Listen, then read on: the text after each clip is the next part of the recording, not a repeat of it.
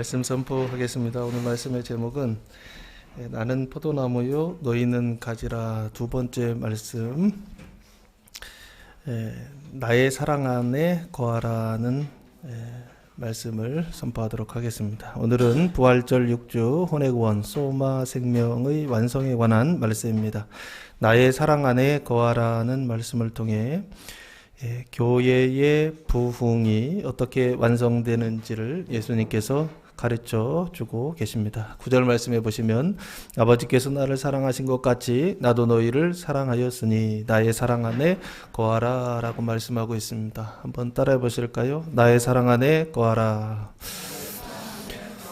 근데 예수님께서 지금 그 방법이 조건이 뭐냐라고 했을 때 아버지께서 나를 사랑한 것 같이 나도 너희를 사랑하였으니 나의 사랑 안에 거하라 라고 말씀하고 있습니다. 그 얘기는 나가 예수님이시거든요. 예수님이 조건이 되신다는 말인가요? 아니면 내가 조건이 되어서 주님 사랑 안에 거해야 된다라고 하는 말인가요? 예수님 사랑이 조건이 된다는 얘기죠. 그러니까 예수님의 사랑 안에 거하는 조건은 나한테 있는 것이 아니라 누구한테 있다? 예수님 자신에게 있다라고 하는 것을 구절이 말씀하고 있습니다. 그래서 아버지께서 나를 사랑하신 것 같이 나도 너희를 사랑하였으니 나의 사랑 안에 거하라. 이게 예수님의 말씀이고 예수님의 생각입니다. 그런데 우리는 늘 생각할 때 내가 예수님의 사랑 안에 거하려면 어떻게 된다? 내가 먼저 예수님을 사랑해야 된다라고 하는, 나 안에 조건이 있어야 된다라고 하는 어떤 그런 생각을 할 때가 있습니다. 근데 그것은 잘못된 생각이고, 항상 조건은 누구에게 있다? 예수님 자신에게 있다라고 하는 것입니다. 왜 그렇죠? 우리 안에는 그 사랑 안에 거할 수 있는 조건이 아무것도 없기 때문에 그렇습니다. 오직 주님의 사랑 안에, 하나님의 사랑 안에 거할 수 있는 조건은 누구 자신에게만 있다? 예수님 자신, 하나님 자신에게만 있다라고 하는 사실을 기억하시고 이 말씀을 믿고 주님 사랑 안에 거하는 교회와 성도들 되시기를 예수님의 이름으로 축복합니다. 자, 조금 더 구체적으로 살펴보면 아버지께서 나를 사랑하신 것 같이 사랑하셨다라고 말씀하고 있습니다. 아버지는 여기서 누구죠? 하나님을 말합니다. 하나님께서 나를, 여기서 나는 누굽니까? 예수님을 사랑하신 것 같이 아버지께서 예수님을 사랑하셨죠. 어떻게 사랑하셨죠? 하나님이 예수님을 사랑하셨는데 어떻게 사랑하셨죠? 사랑하셨어요. 사랑하셨는데 어떻게 사랑하셨습니까? 구체적으로 15장, 요한복음 15장 2절 말씀에 보시면 요한복음 15장 2절 무릇 내게 붙어있어 열매를 맺지 아니하는 가지는 아버지께서 그것을 제거해 버리시고 누가 제거하신다? 아버지께서 제거해 주신다라고 말씀하고 있습니다. 무릇 열매를 맺는 가지는 더 열매를 맺게 하려 하여 그것을 어떻게 하신다? 깨끗하게 하신다. 이거를 전지한다 그랬죠? 잘라내신다라고 하는 것입니다. 더 많은 열매를 맺게 하시려고 하나님께서 잘라내신다. 죽은 가지도 잘라내시지만 살아있는 가지도 더 많은 열매를 맺게 하시려고 잘라내신다. 근데 그 일을 하시는 분이 누구시다? 아버지 하나님이시다라고 돼 있죠. 나는 포도나무요 너희는 가지다라고 예수님 말씀하셨잖아요. 그죠?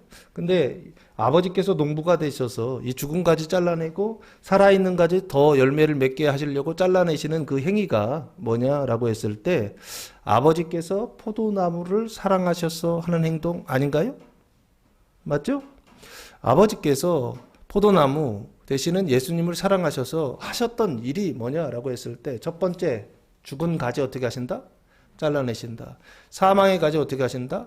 잘라내신다. 이게 아버지의 사랑이라고요. 그리고 또 하나, 살아있는 가지가 있죠. 이 살아있는 가지도 어떻게 하신다고요? 잘라내는 가지가 있다라고 돼 있죠. 솎아낸다라고 하는 것입니다. 전지하여 솎아내신다라고 하는 것입니다. 이유는 뭐라고요? 더 많은 열매를 맺게 하시려고 아버지 하나님께서 포도나무에게 행하시는 일, 그게 바로 아버지의 사랑이다라고 볼 수 있겠죠. 그래서 여기요, 아버지께서 나를 사랑하신 것 같이 라고 했을 때 이 사랑, 아버지의 사랑은 어떤 사랑이냐라고 했을 때 죽은 가지를 제거하는 사랑, 그리고 또한 살아있는 가지는 어떻게 해요? 깨끗하게 하셔서 더 열매를 맺게 하시는, 잘라내는 사랑, 그것이 바로 누구의 사랑이다? 아버지 하나님의 사랑이다라고 이렇게 제안해서 보셔야 되지 않을까 싶습니다. 그리고 두 번째, 나도 너희를 사랑하였다라고 말씀하고 있습니다. 나, 예수님도 너희는 누구인가요? 제자들이죠? 제자들을 어떻게 했다? 사랑하였다라고 그렇게 말씀하고 있습니다. 그러면 여기 나도 너희를 사랑하였을 때 그 사랑은 어떤 사랑인가요? 예수님께서 제자들을 사랑하는 사랑은 어떤 사랑인가요? 요한복음 15장 3절 말씀해 보시면 너희는 내가 일러준 말로 이미 깨끗하여졌으니 라고 말씀하고 있습니다. 여기 일러준 말이라고 하는 단어가 로고스다라고 돼 있죠. 그래서 로고스로 어떻게 하셨다? 깨끗하게 하셨다라고 말씀하고 있죠. 이미 깨끗하게 하셨다라고 말씀하고 있죠. 아버지도 깨끗하게 하시죠. 근데 예수님도 어떻게 하신다? 깨끗하게 하신다라고 돼 있죠. 근데 그 깨끗하게 하시는 수단이 뭐다? 가위를 가지고 잘라내는 게 아니죠. 로고스로, 하나님의 말씀으로 잘라내셔서, 그래서 어떻게 하신다고요? 생명 있는 가지임에도 불구하고 더 많은 열매를 맺게 하시려고 잘라내시는 일, 말씀을 통하여서 깨끗하게 하시는 일, 그것이 바로 누구의 사랑이다? 예수님의 사랑이다라고 그렇게 말할 수 있겠죠. 구체적으로 요한복음 13장 10절 말씀해 보시면, 요한복음 13장 10절 말씀해 보시면 예수님께서 돌아가시기 전날 목요일 저녁에 제자들을 불러다가 뭘 했죠? 세족식을 했죠. 그 세족식 가운데 예수님께서 10절, 예수께서 이르시되 이미 목욕한 자는 발밖에 씻을 필요가 없느니라, 온몸이 깨끗하니라, 너희가 깨끗하나 다는 아니니라 하시니 라고 말씀하고 있습니다. 여기 보시면 이미 목욕한 자가 나오죠. 그렇죠? 여기 이미 목욕했다라고 하는 것은 물로 목욕한 건가요? 발밖에 씻을 필요가 없다라고 하는 것은 물로 발을 닦았다라는 얘기인가요? 눈으로 볼 때에는 물로 몸을 씻고 물로 발을 닦는 것입니다. 그러나 예수님께서 이 말씀을 하시는 거, 세족식에다가 예수님께서 그 메시지를 담아 놓으신 것이죠. 세족식은 표징입니다. 의식을 통하여서 하나님의 말씀을 그 안에 담아 놓으신 거라고요. 근데 뭘 담아 놓으셨냐 했을 때 씻는 것인데, 두 가지 씻는 걸 지금 이야기하고 있죠. 하나는 이 전체요, 바디, 몸을 씻는 게 지금 나와 있죠. 이미 몸을 씻은 사람은 뭐만 씻으면 된다? 발만 씻으면 된다 하면서 두 가지가 나와 있죠. 몸을 씻는 것과 발을 씻는 것을 지금 구분해서 예수님께서 말씀하시고 있고 설명하고 있죠. 이해되십니까? 그 몸을 씻는 것도 깨끗하게 하시는 것이고 발을 씻는 것도 깨끗하게 하시는 것이죠. 근데 그 깨끗하게 하시는 것이 결국에는 뭐냐? 눈으로 볼 때는 잘라내는 것이죠. 내 안에 더러움이 있었는데 그 더러움이나 부정함을 물로써, 말씀으로써 깨끗하게 하시는 그 일을 지금 예수님께서 세족식을 통하여서 뭐하고 있느냐 했을 때 눈에 보이지 않는 진리를 설명하고 있는 게 아닌가 싶습니다. 그러면 지금 나도 너희를 사랑하였으니, 오늘 본문에 예수님의 사랑은 어떤 사랑이냐라고 했을 때 몸을 로고스로 깨끗하게 하는 사랑, 이게 첫 번째 사랑이고, 두 번째는 로고스로 무엇을? 발을 깨끗하게 하는 사랑이다라고 그렇게 말씀할 수 있겠죠. 예수님의 사랑은 몸을 씻어주는 사랑, 발을 씻어주는 사랑. 예수님의 사랑은 죄를 씻어주는 사랑, 그 사망을 씻어주는 사랑이라고 봐도 되지 않을까 싶습니다. 아버지께서 나를 사랑하신 것 같이 나도 너희를 사랑하였으니 나의 사랑 안에 거하라 라고 말씀하고 있습니다. 예수님의 사랑 안에 거하라 라고 말씀하고 있어요. 그 예수님의 사랑은 어떤 사랑이다? 서로 발을 씻어주는 사랑이다라고 그렇게 말할 수 있겠죠. 그래서 요한복음 13장 14절 말씀해 보시면, 요한복음 13장 14절 같이 읽겠습니다. 내가 주와 또는 선생이 되어 너희 발을 씻었으니 너희도 서로 발을 씻어주는 것이 옳으니라. 아멘. 발을 씻어주시기 바랍니다. 옆 사람의 발을 씻어주시기 바랍니다. 그 몸도 씻어주시기 바랍니다. 목욕탕 가서 씻어주라는 얘기가 아닙니다. 말씀으로 몸을 씻어주고 말씀으로 발을 씻어주는 자가 되라. 말씀으로 죄를 씻어주고 말씀으로 사망을 씻어주는 자가 되라 라고 예수님께서 말씀하고 있는 게 아닌가 싶습니다. 그래서 나의 사랑 안에 거하라 라고 하는 것은 어떤 사랑이냐 라고 했을 때 서로 발을 씻어주는 사랑, 그 사랑 안에 거하라 라고 예수님께서 말씀하고 있습니다. 구체적으로 그 조건이 예수님 안에 있다고 한다면 방법은 뭐냐 했을 때 10절 내가 아버지의 계명을 지켜 그의 사랑 안에 거하는 것 같이 너희도 내 계명을 지키면 조건이죠. 내 사랑 안에 거하리라. 예수님의 사랑 안에 거할 수 있다라고 그렇게 말씀하고 있습니다. 이런 조건을 만족하면 여기 안에 거할 수 있다라고 예수님 말씀하세요. 그 얘기는 무슨 얘기입니까? 예수님이 뭐가 되신다?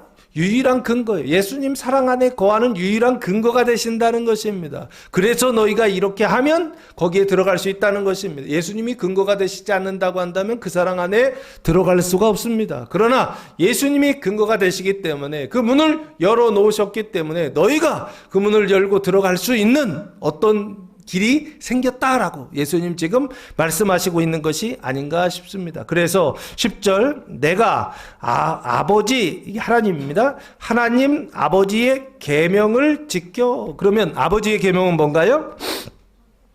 아버지 하나님의 계명은 뭔가요? 하나님의 계명이 뭐예요? 하나님의 계명은 마태복음 22장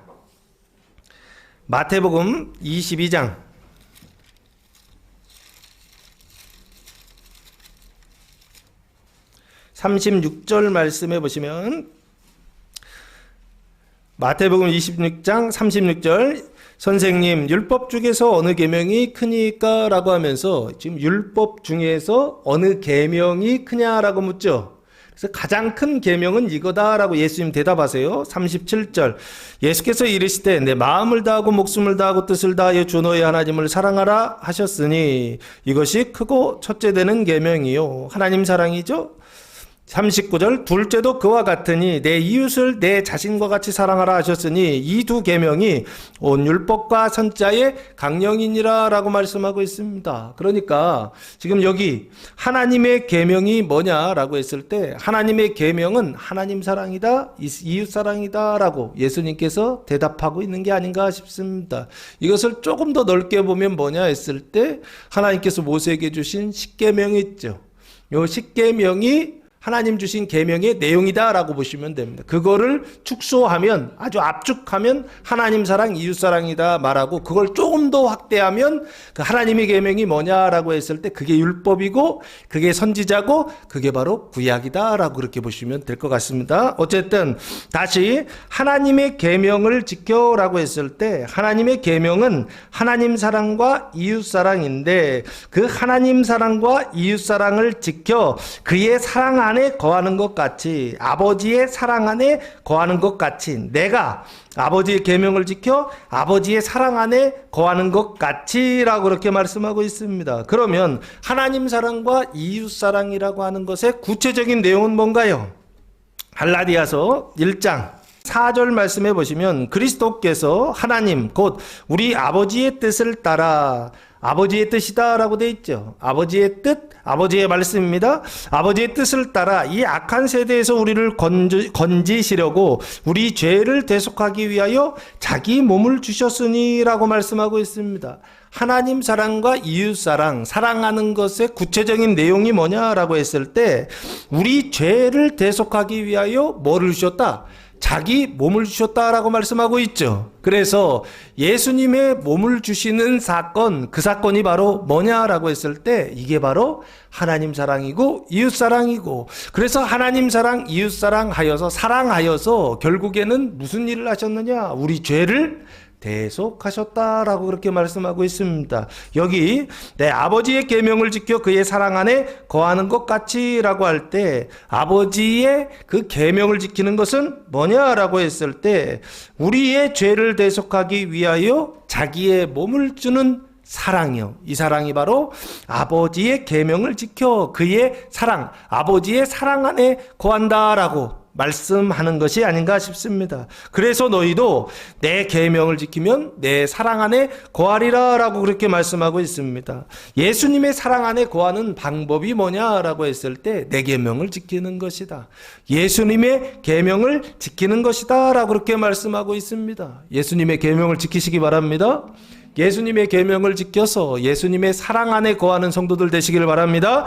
자, 그래서 첫 번째 이번 주간 주님께서 부활절 6주에 주님께서 하시는 일은 뭐냐라고 했을 때 주님의 사랑 안에 거하게 하실 것입니다.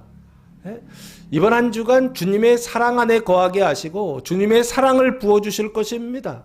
내 안에 사랑이 없었는데 하나님의 사랑, 주님의 사랑이 부어진다고 한다면 그 사랑 안에 거하고 있고 그 사랑 안에 서 있고 그 사랑 안에 머물고 있다라고 하는 그것들을 경험한다고 한다면 이것은 하나님께서 부어주시는 사랑이구나라고 깨닫고 믿고 하나님께 감사할 수 있는 성도들 되시기를 예수님의 이름으로 축복합니다.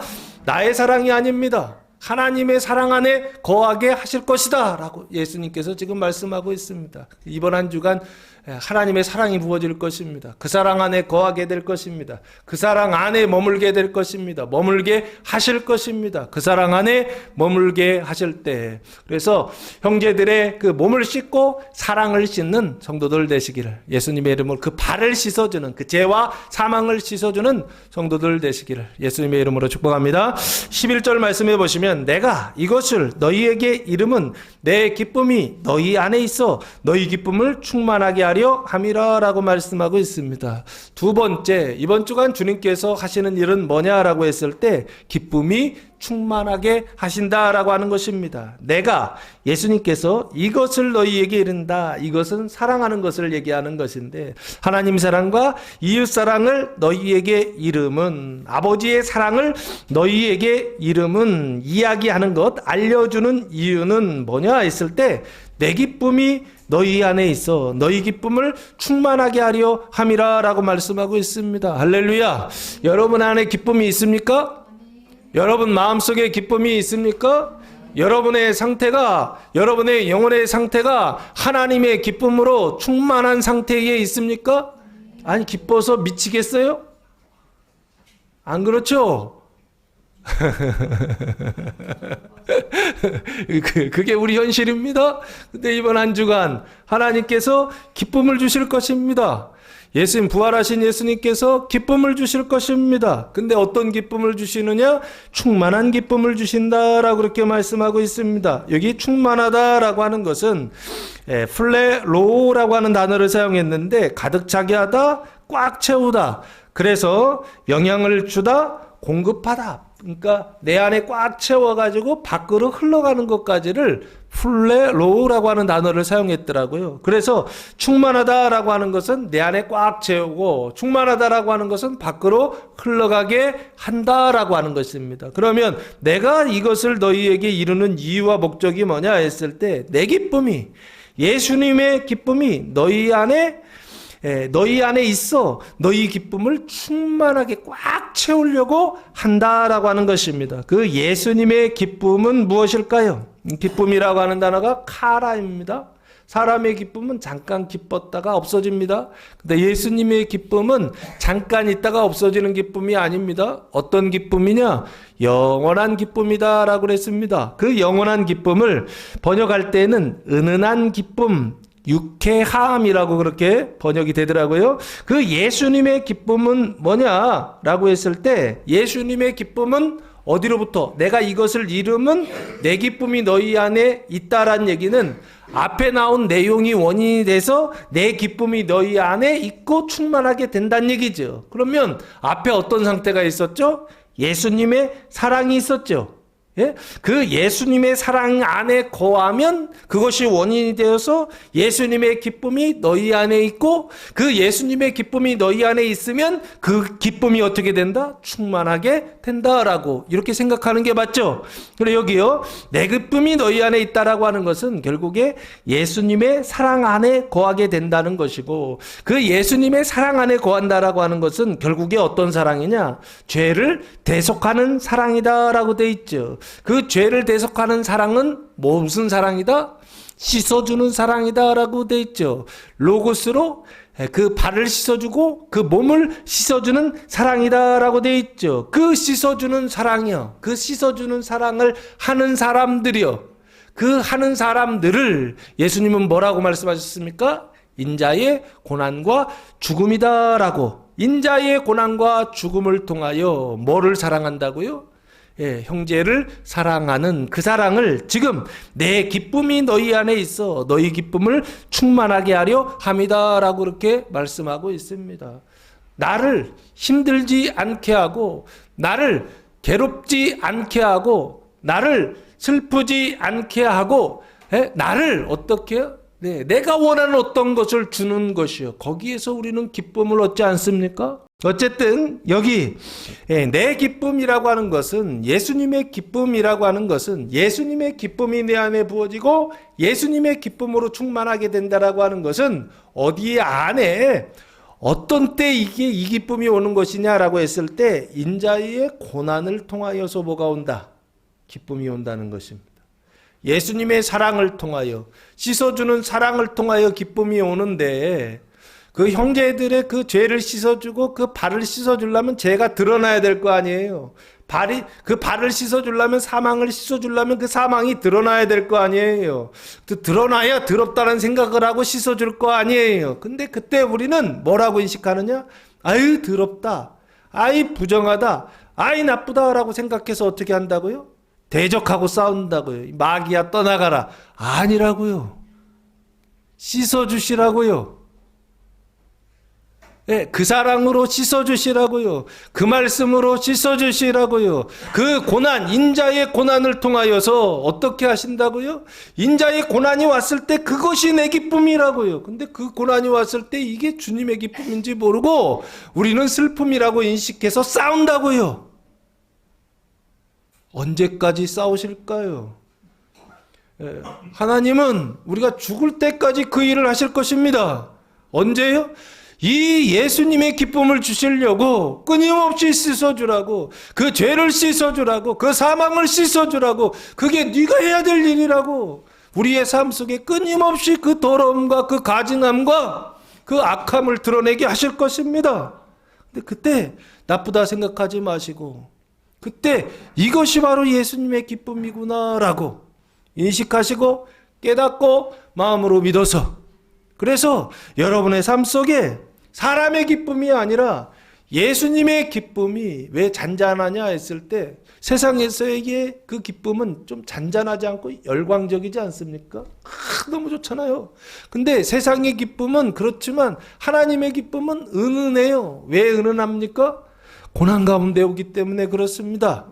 인자의 고난 가운데, 그 가증한 가운데, 그 부정한 가운데, 그 더러운 가운데 오기 때문에 내가 나쁘다고 생각한다고요. 이게 예수님의 기쁨이라고 생각하지 않고 이게 나쁘다고 마귀라고 생각해서 어떻게 한다고요? 여기서 화가 몸에서 불이 올라와. 화가 막 올라와가지고 여기서 뭐가 나와요? 여기 나와요. 여기요. 욕해 보셨습니까?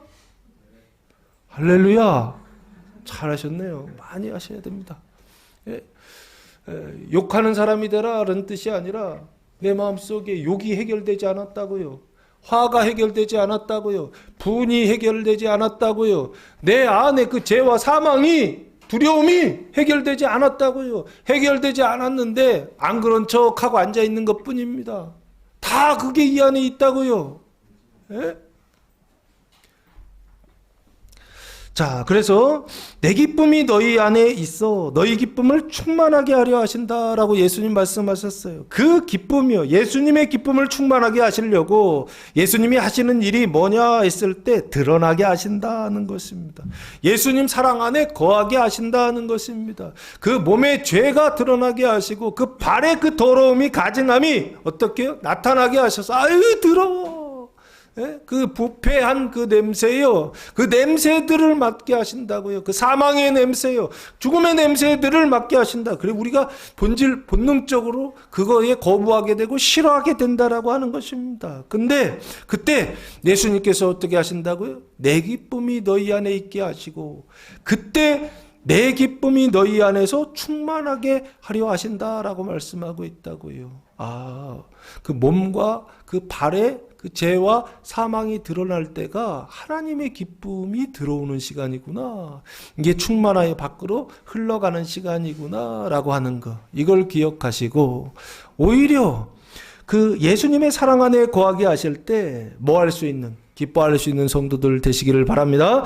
자, 12절 말씀해 보시면 내 계명은 곧 내가 너희를 사랑한 것 같이 너희도 서로 사랑하라 하는 이것이니라 라고 말씀하고 있습니다. 내 계명, 예수님의 계명은 곧 내가, 예수님께서 너희를, 제자들을 사랑한 것 같이 라고 말씀하고 있어요. 예수님께서 제자들을 어떻게 사랑하시죠? 아까 몸을 씻어주시고 발을 씻어주시는 사랑이라고 말씀드렸죠. 이게 예수님의 사랑이다라고 돼 있죠. 이 사랑 안에 거할 때 예수님의 기쁨이 오는 것입니다. 너희도 서로 사랑하라 하는 이것이니라 라고 말씀하고 있습니다. 제자들도 서로 사랑한다는 것은 제자들끼리죠. 제자들과 제자들입니다. 그래서 성도들과 성도들이에요. 교회에는 두 종류의 성도들이 있죠. 예수님을 믿는 성도들이 있고 예수님을 믿지 않는 성도들도 있죠. 믿음이 있는 성도들과 믿음이 없는 성도들. 교회 안에 있다 없다? 당연히 있죠. 교회 다닌다고 해서 다 믿음이 있는 건 아닙니다. 또 하나는 믿음이 강한 성도들이 있고 믿음이 약한 성도들이 있겠죠. 이게 교회 안에 있다라고 하는 것입니다. 그래서 여기요, 너희도 서로 사랑한다는 것은 믿음이 없는 성도와 믿음이 있는 성도가 서로 사랑하고, 그러면 어떻게 됩니까? 죄를 씻어주게 되어 있습니다. 그 몸을 씻어주게 되어 있습니다. 그리고 믿음이 강한 자와 믿음이 약한 자가 서로 사랑하면 뭐를 씻어준다고요? 그 믿음이 연약한 형제의 사망을 씻어준다라고 하는 것입니다. 그 발을 씻어준다라고 하는 것입니다. 그것을 예수님은 뭐라고 말씀하셨느냐? 너희도 서로 사랑하라 하는 이것이니라 라고 말씀하고 있어요. 그러면 너희도 서로 사랑한다라고 하는 것은 예수님께서 사랑하셨던 방식으로 사랑하는 거예요. 몸을 씻어주고 발을 씻어주는 사랑이요, 죄를 씻어주고 사망을 씻어주는 사랑이요. 이것을 구체적으로 어떻게 하는 것이냐? 그 13절부터 나와 있습니다. 어쨌든 첫 번째, 이번 주간에 예수님께서 주님의 사랑 안에 거하게 하시고 사랑을 부어주실 것입니다. 두 번째, 우리 안에, 교회 안에 그 기쁨이 충만하게 하실 것입니다. 그리고 마지막 세 번째, 어떤 존재가 되게 하시느냐? 13절 말씀해 보시면 사람이 친구를 위하여 자기 목숨을 버리면 이보다 더 큰 사랑이 없나니? 라고 말씀하고 있습니다. 이 사람이라고 하는 것은 특정한 사람이 아니라 불특정한 어떤 사람이 친구를 위하여, 이 친구라는 단어가 필로스라고 하는 단어입니다. 이 필로스라고 하는 단어는 좋아한다라는 뜻이에요. 그래서 보통 남녀간의 사랑하면 에로스라고, 육체적인 사랑하면 에로스라고 합니다.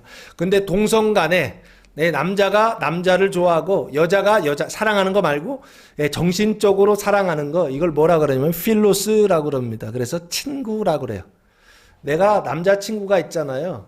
내가 남자인데 남자친구가 있잖아요. 이것을 필로스라고 그럽니다. 여자가 여자친구가 있잖아요. 이걸 필로스라고, 그래서 친구예요. 사랑한다라고 번역할 수도 있지만 좋아한다라고 하면 조금 더 맞지 않을까 싶습니다. 구분해서 여기 필로스를 위하여, 친구를 위하여 자기 목숨을 버리면이라고 되어 있습니다. 자기 목숨을 버린다라고 되어 있죠. 이보다 더 큰 사랑이 없다. 자기 목숨을 버리는 사랑이 이보다 더 큰 사랑이 없으니까 가장 큰 사랑이다라고 그렇게 볼 수 있겠죠. 그렇죠? 친구를 위하여 자기 목숨을 버리는 사랑이 가장 큰 사랑이다. 그러면 원수를 사랑하라 라고 하는 말씀이 있잖아요. 그럼 원수를 위하여 자기 목숨을 버리면 이 사랑보다 좀 더 클까요? 왜 예수님은 그렇게 얘기하시지 않았을까요? 원수를 사랑하여서 자기 목숨을 버리는 사랑을 하면 이게 가장 큰 사랑이다라고 얘기하셔야 되는데, 원수라고 얘기하시지 않고 친구를 위하여 자기 목숨을 버리면 가장 큰 사랑이다라고 그렇게 말씀하고 있더라고요. 왜 그럴까요? 원수를 위하여 자기 목숨을 버리는 단계는 아닌 것 같아요. 그래서 친구를 위하여 자기 목숨을 버리는 그 단계에 있는 사람들에게 가장 큰 사랑은 바로 이거다. 자기 목숨을 버리면 이보다 더 큰 사랑이 없다. 가장 큰 사랑이다. 라고 그렇게 말씀하시는 것이 아닌가라고 저 혼자 그냥 한번 생각해 봤습니다. 여기 자기 목숨을 버린다라고 하는 것은 목숨이라는 단어가 푸시케라고 하는 단어입니다. 뜻은 목숨, 생명 이런 뜻이 있고요. 그리고 한 단계 좀 더 올라가면 내적 자아, 혼, 사람의 정신이라고 하는 것이 있죠. 지성과 감성과 의지라고 하는 정신 안에 그 세 가지가 있다고 하는데 푸시케라고 하는 단어가 사람의 지정을 지금 이야기하고 있는 것입니다. 사람의 내적 자아, 그 자기의 생각이나 감정이나 의지를 버리면 이렇게 보시면 좋지 않을까 싶습니다. 그러면 자기 목숨을 버린다라고 하는 것은 결국에 여기 자기 목숨을 버린다라고 하는 게 결국에는 뭐냐라고 했을 때 예수님이 이렇게 말씀하신 게 아닌가 싶습니다. 마가복음 10장 45절 말씀해 보시면 인자가 온 것은 섬김을 받으려 함이 아니라 도리어 섬기려 하고 자기 목숨을 많은 사람의 대속물로 주려 함이니라 라고 말씀하고 있습니다. 예수님께서 오신 이유와 목적이 뭐라고요? 섬김을 받으러 왔다? 아니죠. 섬기려 왔다, 섬기려 하고 섬기러 왔다라고 말씀하고 있다고요. 그리고 자기 목숨을 어떻게 해요? 많은 사람의 뭐로 주려고? 대속물로 주려고 왔다라고 돼 있죠. 그러면 자기 목숨을 버린다라고 하는 것은 결국에 뭐냐? 대속물로 주는 거죠. 목숨을 버리는 것은 목숨을 주는 것입니다. 근데 그 목숨을 주는 것을 예수님 지금 뭐라고 무슨 사랑이라고 말씀하시냐 했을 때 이게 바로 대속의 사랑이다라고 예수님께서 말씀하고 있더라는 것입니다. 한번 따라해 보실까요? 대속의 사랑. 네, 이 사랑 하시기 바랍니다. 네, 사람의 사랑이 아니라 대속의 사랑이. 저 사람이 나한테 잘하면 내가 저 사람 사랑하고 저 사람이 나한테 잘못하면 나도 너한테 똑같이 갚아줄게. 이런 사랑 말고 어떤 사랑이요? 그 죄를 씻어주고 그 사망이 드러났을 때 사망을 씻어주는 몸과 발을 씻어주는 사랑이요. 그 대속의 사랑을 예수님께서 자기 목숨을 버리는 것이다 라고 설명하고 있는 게 아닌가 싶습니다.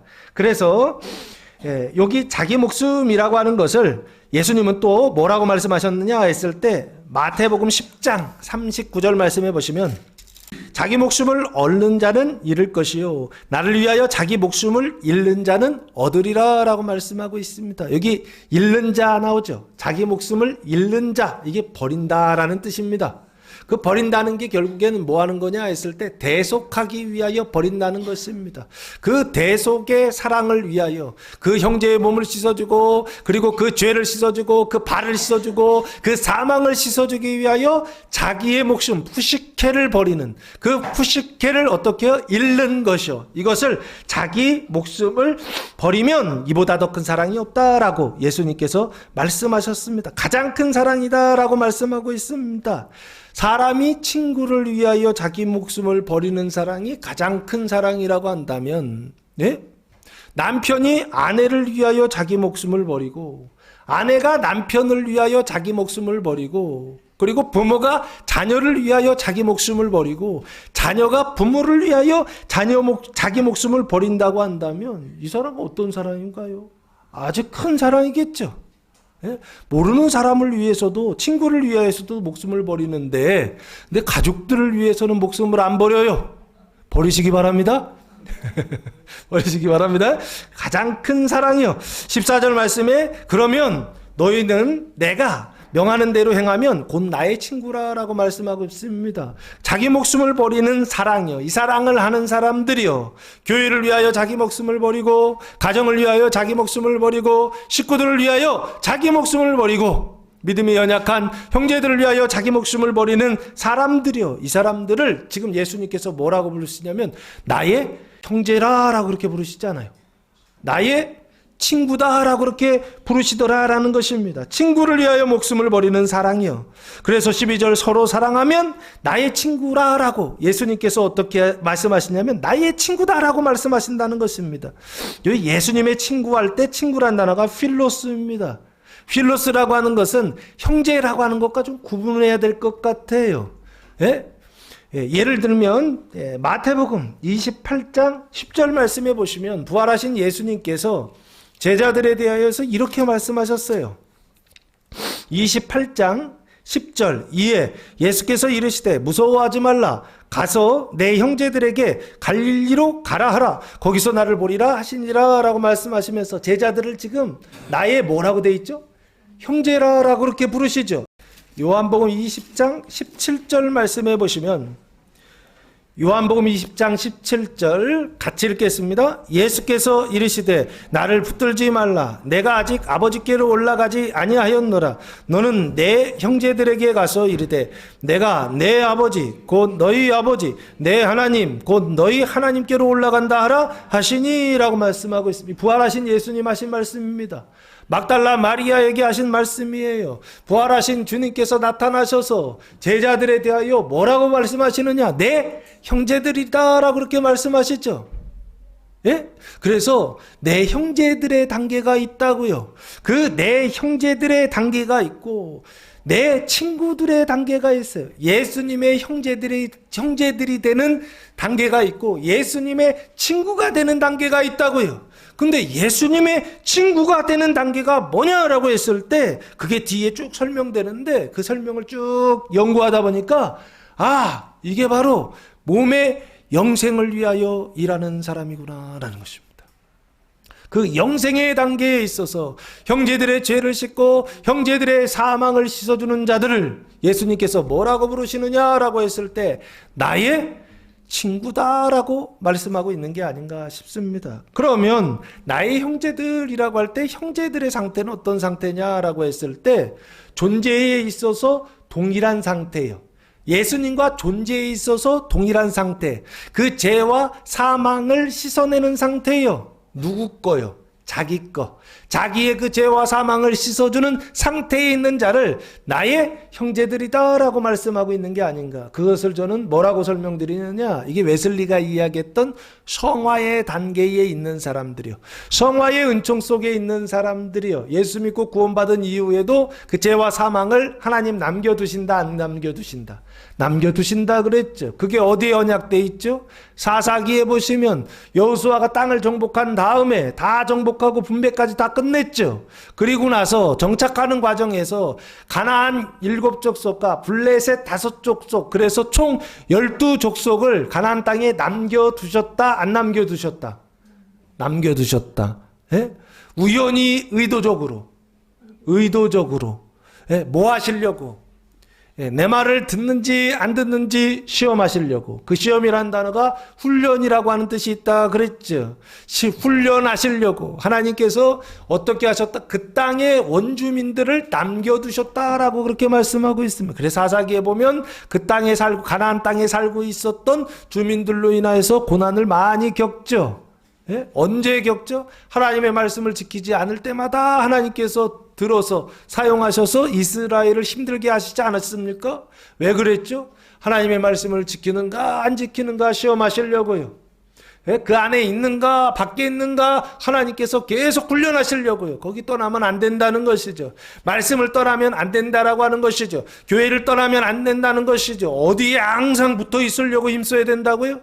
말씀 안에요. 그리스도의 몸된 교회 안에요. 거기 붙어 있으라고 하나님께서 제도적으로 그걸 일부러 만들어 놓으셨다고요. 근데 나도 모르는 사이 현실을 살다 보면 바빠요. 그러면 어떻게 하죠? 거기를 잠깐, 하나님 잠깐만 나갔다 오겠습니다. 그리고 나갔다 와요. 그러다 보면 어떻게 됩니까? 예, 경험하게 되는 것입니다. 하나님께서 딱 원리적으로 봄, 여름, 가을, 겨울 계절의 원리처럼 나가면 말씀 밖으로 나가면 일이 나게끔 세팅을 해 놓으셨다고요. 봄 다음에 여름 오는 거 어쩔 수가 없는 것입니다. 마치 그것처럼요.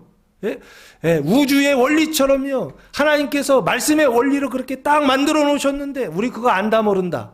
몰라요. 그러니까 계속 하나님을 시험하는 상태입니다. 그래서 나의 친구라고 했을 때 예수님께서 나의 친구는 누구냐라고 했을 때 친구를 위하여 목숨을 버리는 사람들이요. 교회를 위하여, 그리고 예수님을 위하여, 그리고 가정을 위하여, 식구들을 위하여 자기 목숨을 버리는 사랑이요. 이 사랑을 하는 사람들을 나의 친구다. 그 영생의 단계요. 그 영생의 단계에서 형제들의 그 몸을 씻고 그 사망을 씻어주는 자들을 나의 친구다라고 예수님 말씀하시는 게 아닌가. 그래서 형제들은 존재의 상태에서 동일한 사람들을 이야기하고, 그리고 친구들은 행동의 상태에서 동일한 사람들을 말하는 것이 아닌가 싶어요. 그러면 그 행동이 뭐냐 했을 때 사랑하는 일입니다. 그 죄를 씻어주고 그리고 사망을 씻어주는 그 대속의 사랑을 하는 사람들, 이 사람들을 예수님의 친구라라고 예수님께서 명명하시는 것이 아닌가 싶습니다. 사랑하는 성도 여러분, 예수님의 친구 되시기 바랍니다. 우리 교회 성도들은 예수님의 친구 되는 것을 가장 기뻐하고, 그래서 대속의 사랑하는 것을 가장 기뻐하고, 그 대속의 사랑을 통하여서 어디 안에 거하는 예수님의 사랑 안에 거하고, 이번 한 주간 예수님의 사랑이, 이 예수님의 기쁨이 부어지되 충만하게 부어지는 한 주간 되시기를 예수님의 이름으로 축복합니다.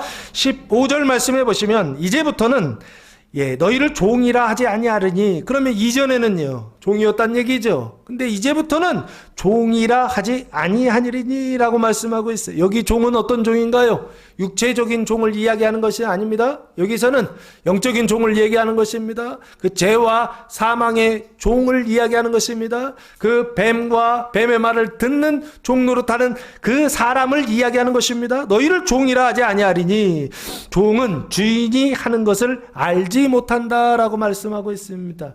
종은 주인이 하는 것이요, 여기 주인이 하나님이시거든요. 하나님이 하는 거 안다 모른다, 모른다라고 말씀하고 있습니다. 그러나 종이 아니라 친구는요, 하나님이 하시는 거 안다 모른다, 당연히 알겠죠. 그래서 너희를 친구라 하였노니, 내가 내 아버지께 들은 것을 다 너희에게 알게 하였음이라. 할렐루야. 지금 제가 여러분에게 알게 해드렸죠? 여러분 성경 읽을 때도 성령님께서 알게 해주셨죠?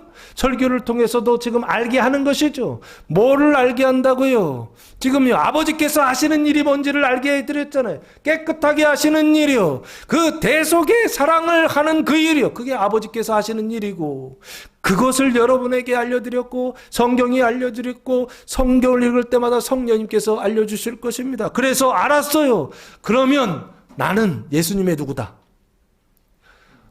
나는 아직도 모르겠다, 한번 손 들어보세요. 저 분명히 알려드렸습니다. 그리고 성경도 계속 알려주고 있고, 성령님께서도 성경을 읽을 때마다 대속의 사랑을 하는 사람이 나의 친구다라고 분명히 알려주고 있는데도, 계속 알려주는데도 나는 예수님의 친구 아닙니다 하시는 분 계세요? 그러면 안 됩니다. 분명히 말씀드립니다.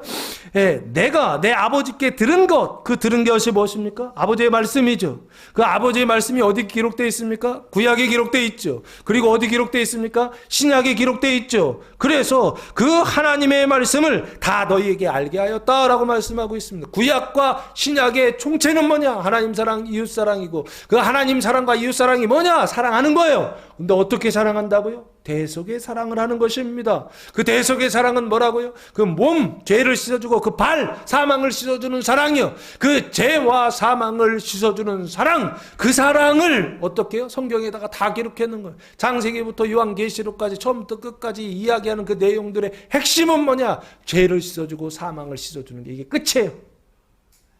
그래서 제가 설명할 때마다 계속 그 원리로 설명드렸던 것입니다. 이건 어디에 씻는 것이다, 이건 어디에 씻는 것이다, 이건 어디에 씻는 것이다 하면서 영과 혼과 육과 몸과 삶의 온 영역 속에 그 죄와 사막이 있는데, 그거를 다 씻어내는 방법, 그걸 다 잘라내는 방법, 이게 바로 어디에 기록되어 있더라?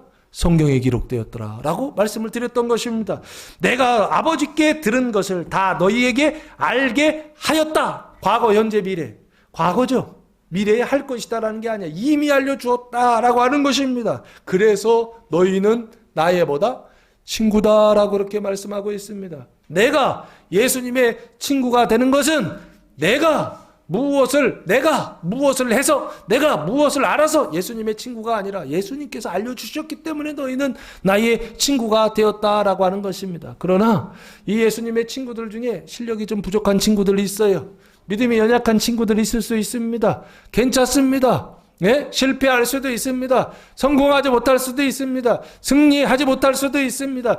늘 이 싸움에서 질 수도 있습니다. 그러나 포기하지 마시고 나는 예수님의 친구다라고 하는 믿음을 가지시고 이 세상을 살아가면서 친구로서 그 대속의 사랑을 하며 죄를 씻어주고 사망을 씻어주는 일을 하며 살아가는 성도들 되시기를 예수님의 이름으로 축복합니다. 16절 너희가 나를 택한 것이 아니요 내가 너희를 택하여 세웠나니 일부러 말씀하시죠. 그 선택과 결정은 너희에게 있는 것이 아니라 누구에게 있다? 내가 너희를 택하였다라고 말씀하십니다. 예수님의 선택과 예수님의 결정으로 인하여서 내가 여기 앉아 있다는 것입니다. 예수님 사랑 안에 거하게 되었다는 것입니다. 그 기쁨이 충만한 자리에 거하게 되었다는 것입니다. 너희가 뭐 잘해서 그런 것이 아니라 예수님이 택하여 세웠기 때문에 그 자리에 있다는 것입니다. 이는 너희로 가서 열매를 맺게 하고 또 너희 열매가 항상 있게 하여 내 이름으로 아버지 하나님께 무엇을 구하든지 다 받게 하려 함이라 라고 말씀하고 있습니다. 내가 너희를 택하여 세운 이유가 세 가지 목적이 있다. 첫 번째, 열매를 너희로 가서 열매를 맺게 하고 라고 되어 있어요. 가다라는 단어가 보통 가다 오다 할 때는 에르쿠마이라고 하는 단어를 사용하는데 여기는 휘파고라고 하는 단어를 사용했더라고요. 원래 뜻은 뭐냐면 아래로 내려가다는 뜻입니다. 아래로, 이끄는 대로 아래로 내려가다, 이끌다, 물러나다 이런 뜻이에요. 아래로 내려간다라고 하는 것은 무엇입니까? 내 푸시케의 자리 아래로 내려가는 거예요. 내가 믿음이 강한 사람이에요. 그러면 아래로 내려가면 어디로 내려가는 거죠? 믿음이 약한 쪽으로 내려가는 것이죠. 내가 믿음이 있는 사람이에요. 그럼 아래로 내려가면 어디로 내려가죠? 믿음이 없는 자리로 내려가는 것이죠. 그게 죄와 사망의 자리로 내려가는 것입니다. 내려가시기 바랍니다. 예? 죄와 사망의 자리로 내려가시기 바랍니다. 내려가셔서 대속의 사랑을 하시기 바랍니다. 사랑을 하는 것은 여러분 안에 사랑이 있어서 그런 것이 아니라 예수님께서 사랑의 문을 열어놓으셨기 때문에 그렇습니다. 자, 그래서 열매를 맺게 하고 할 때 열매는 친구의 열매다라고 그렇게 보시면 좋지 않을까. 그 열매를 맺는다라고 하는 것은 사망이 생명으로 바뀌어서 시작된다라고 보시면 좋지 않을까. 열매를 맺는다는 건 이제 열매가 시작되는 거잖아요. 그 열매가 시작되면 가지는 이미 그 나무에 붙어 있고요. 그럼 이 사람은 믿음이 강한 사람이고 열매가 시작된다는 것은 믿음이 약한 사람이 시작된다. 불신자가 신자가 된다라는 뜻으로 보시면 좋지 않을까 싶습니다. 그리고 또 너희 열매가 항상 있게 하여라고 돼 있어요. 열매가 여기 붙어가지고서 계속 있어요. 그럼 어떻게 되죠? 열매가 조금씩 크겠죠. 그걸 뭐라고 합니까? 성장이라고 해요. 생명의 성장, 거룩함이라고 보셔도 좋지 않을까. 그리고 내 이름으로 아버지께 무엇을 구하든지 다 받게 하려 함이라 라고 말씀하고 있습니다. 다 받게 하려 함이다 라고 하는 것은 열매가 거룩하게 성장했어요. 그럼 그 다음에 해야 될 게 뭘까요? 대속의 사랑을 하는 자 되는 것이겠죠. 그래서 이것을 뭐라고 해야 될까라고 했을 때 조금 어려운 말 쓰겠습니다. 소마 생명의 완성을 구하든지 내 이름으로 아버지께 무엇을 구한다라고 했을 때 뭐 우리가 돈을 구하고 건강을 구하고 내가 바라는 것 구하는 거 이거 아닙니다. 이때 바라는 이 사람들의 상태 속에 있는 사람들이 바라는 건 뭐냐 했을 때 몸의 생명이 완성되는 것이요. 이 열매가 어떻게 돼요? 완성돼서 청년의 단계에서 장년의 단계로 넘어가는 그것을 구하든지 다 받게 하려 합니다 라고 말씀하고 있습니다. 다 받는다는 것은 결국에 무엇을 얘기하느냐? 그리스도의 몸된 교회가 부흥하는데 부흥하여서 완성되는 것을 지금 말하고 있는 것입니다. 그래서 받게 하려 함이라. 그래서 뭐가 되는 거예요? 내가 믿음이 연약한 형제들의 그 발을 씻어 주었더니 그 사람이 성장해서 열매를 맺어서 나중에는 뭐가 되느냐? 다른 사람의 죄와 사망을 씻어주는 새끼가 내 안에서, 아니 이 사람이 내 자녀였는데, 내 새끼였는데, 신앙의 자녀였는데 얘가 커가지고 다른 사람들을 씻어주고 있더라라고 하는 것입니다. 이것을 다 받게 하려 함이라 라고, 새로운 새끼가 생겼다라고 말하고 있는 것이 아닌가 싶습니다. 17절 말씀에 내가 이것을 너희에게 명함은, 내가 이것을, 이 소마 생명의 그 거룩한 단계를 너희에게 명하는 것은 너희로 서로 사랑하게 하려 함이다 라고 말씀하고 있습니다. 서로 사랑하여 어디에 이르러라? 소마 생명의 완성에 이르러서. 그래서 내 자녀가 깨끗하게 씻어지고 성장해서 또 다른 자녀를 낳게 하려고 예수님께서 어떻게 해요? 지금 내가 이것을 너희에게 명령한다 라고 그렇게 말씀하고 있습니다. 사랑하는 성도 여러분, 서로 사랑할 수 있는 교회와 성도들 되시기를 예수님의 이름으로 축원합니다.